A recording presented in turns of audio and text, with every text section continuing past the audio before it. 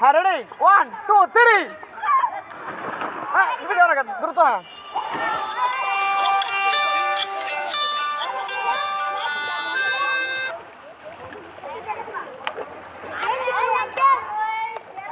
হ্যাঁ দাও আর লাভ দিও নাকি চলে আসো চলে আসো চলে আসো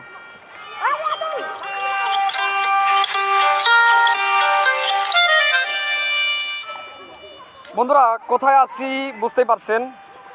রায়ের বাজার বুদ্ধিজীবী কবরস্থান যেটা আসলে বলতে গিয়ে আবেগ আপ্লুত বাংলাদেশের মুক্তিযুদ্ধ কিন্তু একটা গৌরবময় ইতিহাস হ্যাঁ আরেকজন আনছো খুব সুন্দর দেখতে পাচ্ছেন ছোট ছোট বাচ্চারা এখানে গোসল করছে হ্যাঁ রেডি 1 2 3 অসাধারণ হ্যাঁ রেডি 1 2 3 চমৎকার এই পাশেই রায়ের বাজার বুদ্ধিজীবী কবরস্থান এবং এটা হচ্ছে আমাদের সেই মহান বিজয়গাথা ইতিহাসের যে একটা বিষয় এটা দেখো তো চলো আমরা একটু ঘুরে দেখি তারপর আপনাদের সাথে কথা বলছি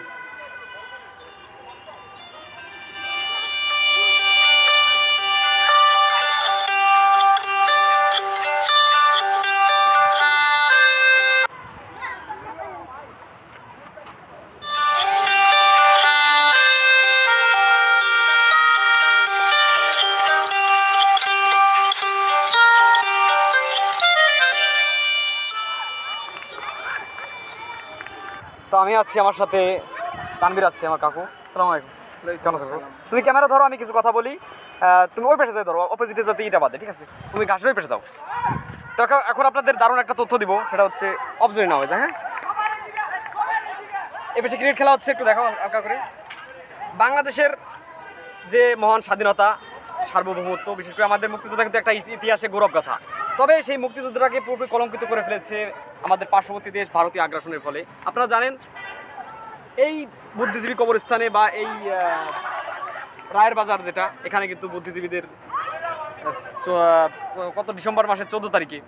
যে একটা মর্মান্তিক ঘটনা ঘটে সেটা কিন্তু এখানে অনুষ্ঠিত হয় তাদের স্মৃতিতে এটা তৈরি করা হয়েছে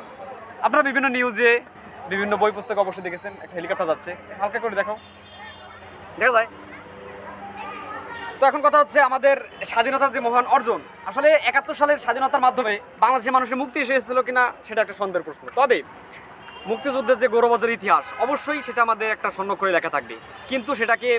বিভিন্নভাবে কন্ট্রোভার্সি করার চেষ্টা করেছে পার্শ্ববর্তী দেশ ইন্ডিয়া তারা মুক্তিযুদ্ধের শেষ পর্যায়ে এসে তারা কিন্তু নানাভাবে সেটাকে তাদের হস্তগত বা আয়ত্ত করার চেষ্টা করেছে স্বাধীনতার মূল যে দলিলটা সেটা কিন্তু তারা নিয়ে গেছে আপনারা জানেন যাই হোক এখানে আসলাম আমার জীবনের প্রথমে আসা বলে মানে হলো এখানে বুদ্ধিজীবী কবরস্থান আর এই যে স্তম্ভটা আসলে পরাণ জড়িয়ে যাবে আপনি যদি এখানে আসেন এটা হচ্ছে রায়ের বাজার এই পাশে মোহাম্মদপুর ধানমন্ডি তার এই পাশেই কবরস্থানে যাব তাদের প্রতি অবশ্যই শ্রদ্ধা নিবেদন থাকবে ক্রিকেট খেলা হচ্ছে সবার জন্য উন্মুক্ত এখানে সবাই এসে দেখতে পারে শ্রদ্ধা জানাতে পারে এখানে বিশেষ বিশেষ দিবস আমরা ফুল টুল দেয় না তাই বড় করে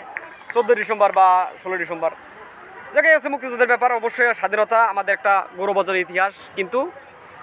যেই স্বাধীনতার মাধ্যমে আমাদের মুক্তি আসে সেটাকে মুক্তি সংগ্রাম বলাটা কতটা সমীচীন হবে সেটা প্রশ্ন